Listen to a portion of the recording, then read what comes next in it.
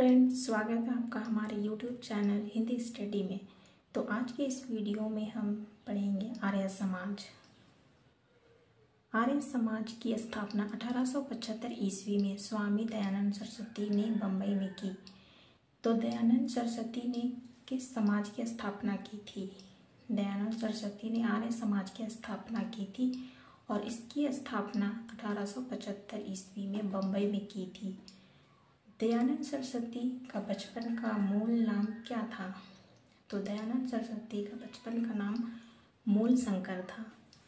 1877 ईस्वी में इन्होंने अपना मुख्यालय लाहौर में बनाया।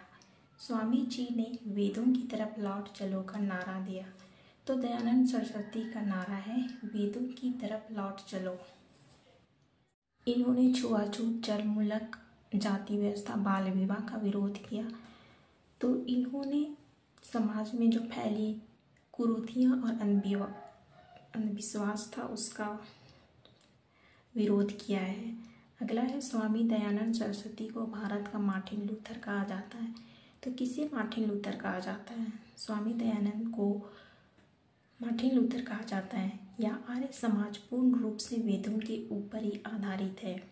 जिस प्रकार ब्रह्म समाज एकल देवता के ऊपर विश्वास रखता है, उसी प्रकार आर्य समाज भी एकल देवता के ऊपर विश्वास रखता है। और आर्य समाज का अर्थ है प्रगतिशीलों का समाज।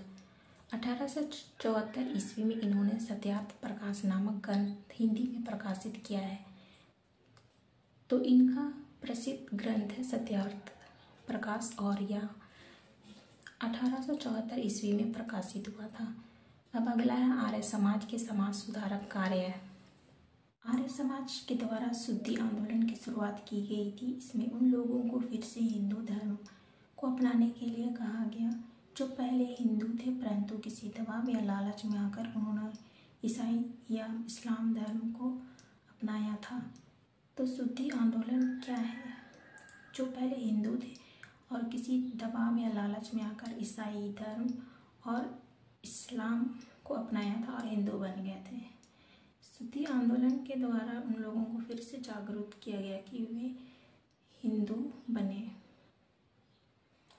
गायों को बचाने के लिए एक गौ रक्षा समिति का गठन किया गया था। इन्होंने सबसे पहले हिंदी को राष्ट्रभाषा स्वीकारने की बात कही थी और भारत में राष्ट्रवाद का बीज बोने का बहुत हद तक श्रेय आर्य समाज और दयानंद सरस्वती जी को माना जाता है। तो भारत देश में राष्ट्रभाषा को स्वीकार करने में दयानंद सरस्वती और आर्य समाज का श्रेय है। आर्य समाज के द्वारा 1886 में डीएवी विद्यालयों की श्रृंखला की स्थापना की गई, जो वर्तमान समय में भी भारत के बड़े विद्यालयों में गिना जाता है। इन विद्यालयों को खोलने का श्रेय लाला हंसराज को दिया जाता है। तो आर्य समाज में 1886 में डीएवी स्कूल को खोलने का श्रेय लाला हंसराज को दिया जाता है। शिक्षा के माध्यम से भी आर्य समाज ने समाज में बदलाव लाने का प्रयास किया था और इन विद्यालयों में भारतीय संस्कृति और पश्चिमी संस्कृति दोनों के बारे में ज्ञान दिया जाता था। तो पश्चिमी संस्कृति और भारतीय संस्कृति दोनों का ज्ञान दिया जाता था। अगला है 1902 में गुरुकुल विश्वविद्यालय की स्थापना हरिद्वार में की गई थी।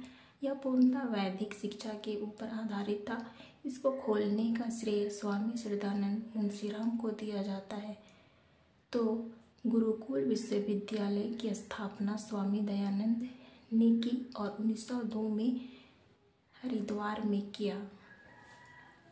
रामकृष्ण मिशन की स्थापना वर्ष 1997 में स्वामी विवेकानंद द्वारा कोलकाता के पास संत रामकृष्ण वर्ष 1836 से 1886 के जीवन में सन्निहित वेदांत की शिक्षाओं का प्रसार करना और भारतीय लोगों की सामाजिक स्थितियों में सुधार करने के उद्देश्य के साथ की गई थी। स्वामी विवेकानंद का जन्म 12 जनवरी 1863 को हुआ था तथा उनके बचपन का नाम नरेंद्रनाथ दत्त था। तो स्वामी विवेकानंद का जन्म कब हुआ था? स्वामी विवेकानंद का जन्म 12 जनवरी 1863 को हुआ था। और स्वामी विवेकानंद का बचपन का क्या नाम था? तो स्वामी विवेकानंद का बचपन का नाम नरेंद्र नाथ दत्त था। प्रत्येक वर्ष स्वामी विवेकानंद की जयंती 12 जनवरी को राष्ट्रीय युवा दिवस के रूप में मनाई जाती है। तो राष्ट्रीय युवा दिवस कब मनाया जाता है? तो राष्ट्रीय युवा दिवस 12 जनवरी को मनाया जाता है। यानी कि स्वामी विवेकानंद की जन्मदिन के अवसर पर राष्ट्रीय युवा दिवस मनाई जाती है। वर्ष 1893 में खेतली राज्य के महाराजा अजीत सिंह के अनुरोध पर इन्होंने विवेकानंद नाम अपनाया। तो 1893 में महाराजा अजीत सिंह के अनुरोध पर इन्होंने विवेकानंद नाम अपनाया।